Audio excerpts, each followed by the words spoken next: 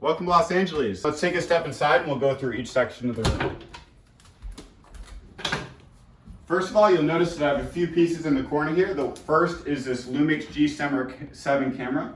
I'd recommend it for anyone making videos because it's the cheapest 4K camera and great for entry-level photography or videos if you're looking to get into that. Next is I have a Logic poster for inspiration. Got this about 8 years ago, more when I started to get into listening to more hip-hop. So it's always good to have some sort of inspirational pieces in the room. You'll also see that I have the Tupac poster as well. Beyond that, I have some acoustic panels and a record player. You'll also notice that I have this Buddha water feature that my friend Eric Wang gave me. It also reminds me of friendship back in Austin, and it also adds to the feng shui of the studio, I'd say. Lastly, you'll notice that I have this keyboard here, and this is a super helpful travel keyboard. It's called the Launch Key Mini, and this is the first thing I ever bought a year and a half ago getting into music. And I'd really recommend it if you want to just play around or learn how to start producing. So again, it's the Novation Launch Key Mini, and highly recommend it.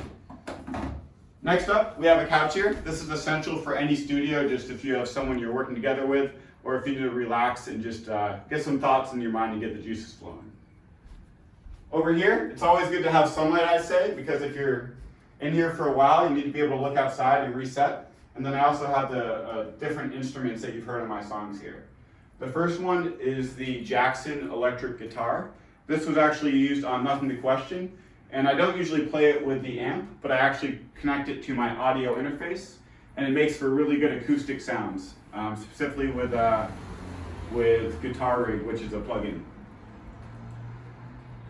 Next up is this Martin guitar. This is probably my favorite thing in this room. I got it about a month ago, and it has such a full sound, so anytime I start to play live music, this is what I plan to use. Another guitar I have is this Jasmine guitar, and if you're looking to learn guitar, this is a great entry-level guitar. I've had it for 5 years. It was only $100 and really gives you everything you need to get started and just learn the basics of how to play the instrument. After that, you'll hear a ukulele, and I actually haven't used this yet in any songs, but the reason I feel it's great to have in a studio is it has a very upbeat kind of sound and positive tone to it. So a lot of specifically hip-hop producers have started to use ukulele sounds. The most recent one you probably heard was Rap Star, which has kind of a ukulele riff that's played on repeat and just adds to the whole vibe. Next is this glary bass guitar. I don't really play bass much, but it's nice to have maybe a cheap bass guitar in your studio if you want to get some live sounds rather than making it on your computer. So this is a cheap one off Amazon. It gets the job done, and I'm not a huge bass player, but good to have here just to complete the set. In terms of recording, I use this Audio Technica or AT2020 microphone.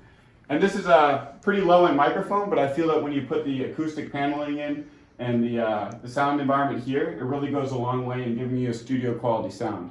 So a great entry-level mic again, and when you have this basic setup, you don't really need to go to pay for studio time, because you can do it all from your house. And then the most important part, the production station. This is actually a gaming chair, but it's super comfortable, and I wanted to get it in case I'm here for long periods of time. I also have a 32-inch monitor, and I'd recommend getting as big of a monitor as possible as you can for production, because it lets you display all of your sound and arrangement and gives you full control when you're editing, say, videos. Next, I have these Edifier studio monitors. And if you aren't into production, studio monitors basically give you a better studio-like sound than you get from headphones. So if you're producing, I'd say to start with a low end of these studio monitors. These aren't very expensive at all, and they give you a great sound for what you pay for.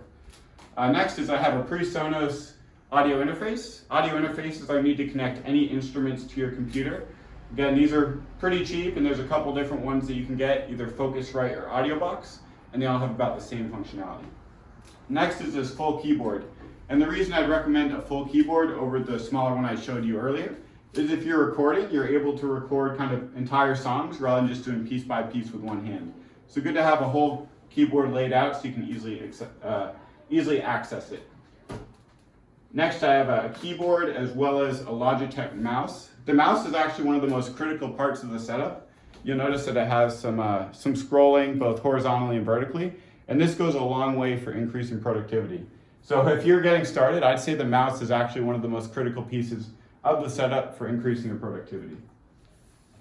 Lastly, I have some acoustic paneling and this beat chain. My buddy Chet also got this for me, and I wear it just to make me feel like I'm a real rapper, and also it reminds me of Austin. So whenever I'm making music, I'm usually wearing the beat chain and sitting in the chair right here. Last piece of equipment in the room are these Audio-Technica headphones. If you just look up Audio-Technica on Amazon, you'll see them. But they're really great all-around headphones, and if you watch studio sessions, a huge amount of musicians use these. So kind of seem like the gold standard from what I've seen, and I'd recommend them if you're looking for a new pair of headphones. No, they don't have any wireless options, but I haven't had any problem with the cables. They actually have a short cable that it comes with, and a long cable which I have hung up that's used for recording. So definitely recommend these for any studio.